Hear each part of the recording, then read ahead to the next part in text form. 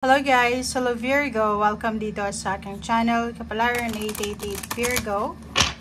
Alamin natin kung anong messages, vibration, gabay, energy para sa inyong lahat. Ito ay bi-weekly reading, so first 2 weeks ng October, Virgo. I hope na makaresonate ka dito, and if bago ka sa channel ko, please like, share, and subscribe. Okay, press ang notification bell button, Virgo, para maging updated ka sa mga videos na ina-upload ko. Okay. So, kung matagal ka na dito sa aking channel, maraming salamat po sa patuloy na panunood and pagsubaybay dito sa aking channel. Okay. So, kumuha lang tayo dito ng tig-isa, Virgo. Oops. Sorry. Okay. Dawn, new beginnings. Virgo. Mayroon nga ditong dalawang baraha. So, first card natin is Just Us and Dawn, New Beginnings. Okay.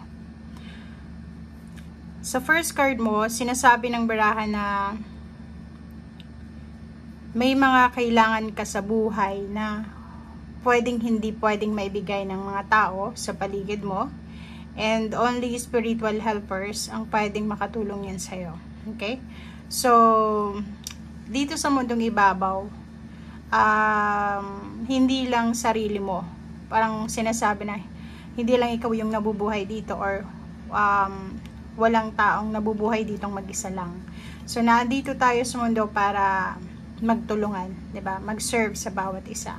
So, dito sinasabi ng baraha na maraming individual, your loved ones, friends, spiritual guides, angels, spirit helpers, divine source, ang ating Panginoon, ang mga source of help in case na kailangan natin ng tulong. Okay? So, sila yung parang tinatawag ng spiritual world na spiritual team. Okay? So, all you have to do, ang kailangan mo lang gawin is humingi ka ng tulong and guidance. Yun nga yung, di ba, yung nasa Bible na ask and you will receive.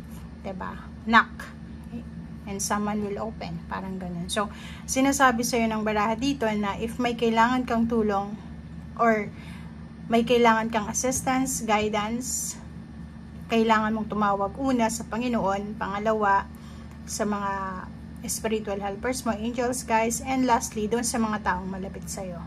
And if walang tumutulong sa'yo ng mga tao sa paligid mo, yun, balik ka doon sa divine source natin, sa Panginoon.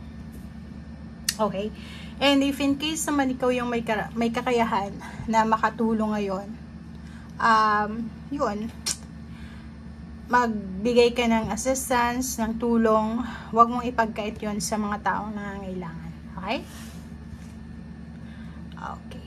Second deck natin, second card is Dawn, New Beginnings. Ang New Beginnings na to, Virgo, is parang ano siya, 'di ba, yung bagong umaga.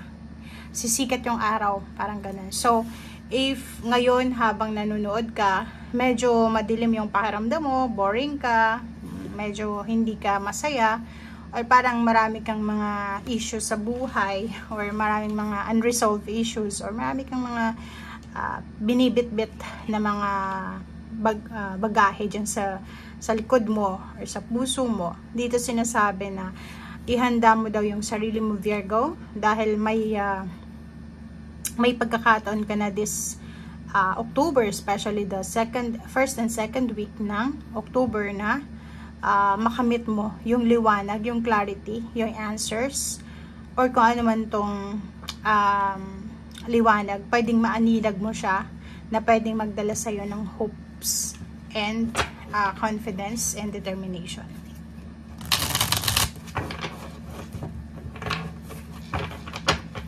Okay, Virgo. Tingnan natin kung ano pa ang sasabihin sa'yo ng ating baraha.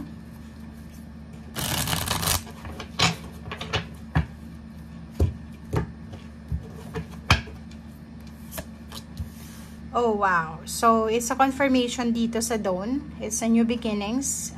Good news. Good news din. Oh, so, wow. So, nakikita ko sa'yo dito, Virgo, na ang balitang ito, or ang magandang information na to na darating sa'yo, ay posibleng tungkol ito sa iyong pagta-travel, tungkol sa pera, tungkol sa relationship, tungkol sa release or freedom or ano pa man. So, expect the unexpected. Pwedeng makatanggap ka ng email, ng chat, ng call, or pwedeng kwento, documents, papers, mabibilis na pangyayari, okay? Information, nakakailanganin mo, much needed mo to, yung mga kailangan mo talagang information. Pwedeng tungkol sa pagta-travel, or pwedeng tungkol sa pag-move in, move out, moving on, or para sa movement, or sa kung ano man to na pagbabago na kailangan mong simulan or magaganap sa buhay mo. So, parang ang nakikita natin dito, ipoprovide sa'yo ng universe yung mga kakailanganin mo para dito sa moving on or para dito sa pagsisimula sa new beginnings na sinasabi ng baraha. Or pwedeng marami ka ding mga offers na matatanggap or maraming options na matatanggap yung iba sa inyo dyan para makapagsimula kayo ng bagong buhay. Okay? So, kita mo na yung situation mo for the past few years, siguro or months, or 8 months, 2 months, 3 months, 4 months. Nandito ka sa 8 of Swords and then 2 of Swords. So, ibig sabihin restrictions. Sa nakalipas na buwan, pwedeng hindi ka masyadong makapag-desisyon kasi parang gulong-gulo ka or walang clarity. But, for the first 2 weeks ng October, meron ditong completion. So, yung 8 plus 2 is 10. 10 of Swords. So, kung ano naman tong restrictions, stagnation, ay posibleng tapos na. So, may endings. It's a positive endings, new beginnings, alpha, omega. And patungo ka na dito sa 9 of Cups. So, ibig sabihin, goodbye na sa mga delays, sa mga hang-ups, sa mga pain and heartaches, sa pagtitiis. Goodbye na doon sa mga unwanted or unhealthy na nangyari sa'yo for the past few months. Dahil ikaw ay papasok sa isang masaya, isang balanse na relationship or partnership. May mga magbabalikan na magkarelasyon. May mga magkarelasyon na nasa long distance relationship nang pwedeng magkita ulit.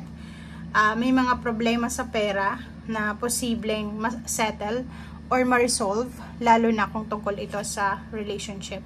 And dito din sinasabi na may pagkakataon ka na mabalanse kung ano yung mga hindi balanse sa usaping salapi.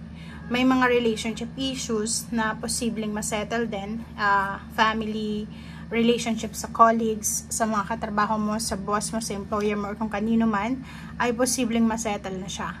Okay, may masasettle na mga issues, but make sure na umiwas tayo sa competition, sa gulo, umiwas tayo sa mga negativity para hindi mo madala yung energy of, diba, yung parang nandun ka na sa new dawn na, diba, sa new beginnings, papunta ka na sa peace and harmony.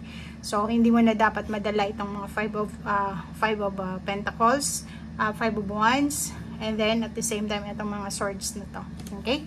So, yan guys ang sinasabi ng baraha. Maraming salamat sa panonood and see you again. Bye!